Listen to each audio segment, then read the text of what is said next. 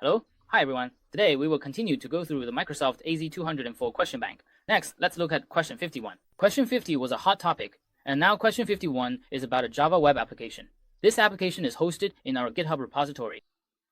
Before going to production, an assessment needs to be carried out. The initial code version needs to be deployed to a slot named the Stadium deployment slot. Our task is to create a web application and deploy the code. So for this question, what we actually need to do is to write out the entire process, or rather select the complete process from the options. Here, the process we should follow is basically a logic we created. In other words, it's actually like this. Here, I've listed 5 items for us. These 5 items are basically for us to choose from. In fact, these 5 options are the same. As you can see, the content of these 5 options is identical. Right? The content of these 5 options is exactly the same. The main difference lies in what? It's about using these options here to select the correct position for each one. So if we want to create something, the very first step we need to take is, if we want to create a web application, the first step is to create a resource group. And what is a resource group? It's our group. So for the first one, we select group.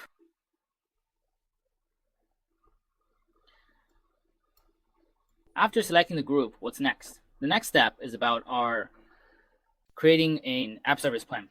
Which one is the app service plan? Let's look for it. App service plan. Our app service plus plan. That's our app service plan.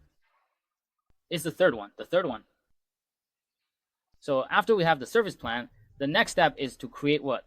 To create a web application, which is to create our web app. After we have this application, what's next? Next, we actually need to deploy something. We need to create a deployment slot, which is the web apps deploy. The fourth one, yes, the fourth one. And finally, the last step is to configure the code source. Configuring the code source means setting up our code property, the web apps deploy source. So these 5 options are basically just about putting these 5 steps in order. This is our question 51. Next, for question 52, it's still a hot topic. The main content of this hot topic is about our external service application for food delivery payments. This service uses our Microsoft Cloud storage. A new feature needs to be added to set the tip amount. The requirement is that the tip attribute in the document must be a numeric value, but the current client will not be updated for now, which may result in this attribute being missing. Our question is how to improve the logic of our trigger to handle this. So, how do we improve it? Let's first take a look at the options. There are actually 3 options in total. So these 3 options are actually as follows. First, how do we approach this? Here, it's divided into 3 parts. Let's look at them one by one. All right, let's start with the first part.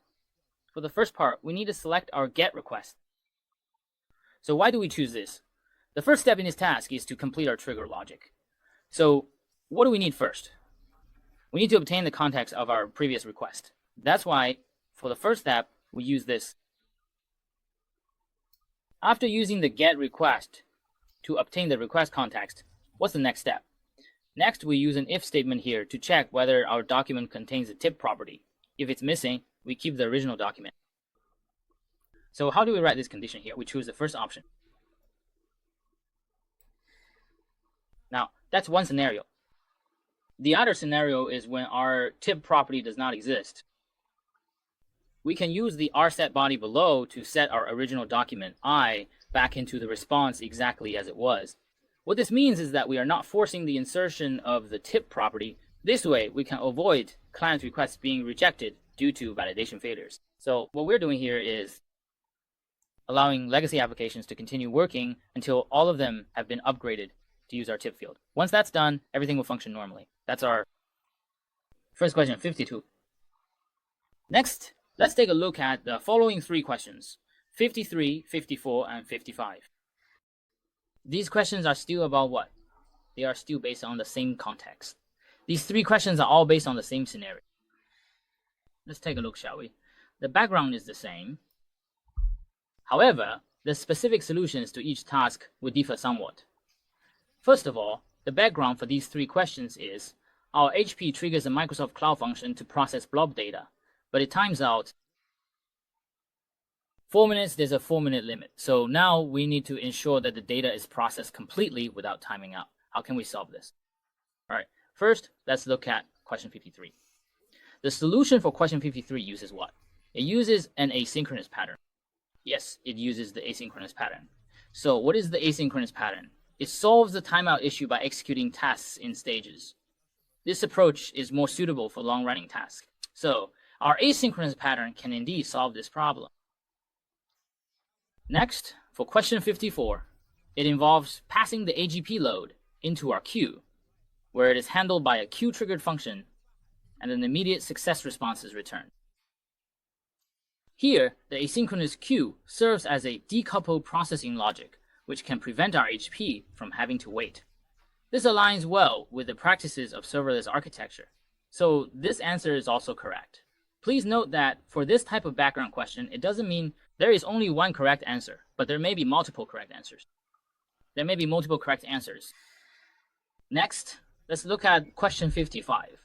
For question 55, the proposed solution is to switch to our app service hosting plan and enable it.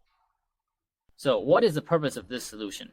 It only prevents the application from going to sleep. However, the HTTP trigger is still subject to the 4-minute timeout limit, so this solution cannot directly resolve the issue. So here, it's actually just that. It solves part of the problem, but not at all, in fact.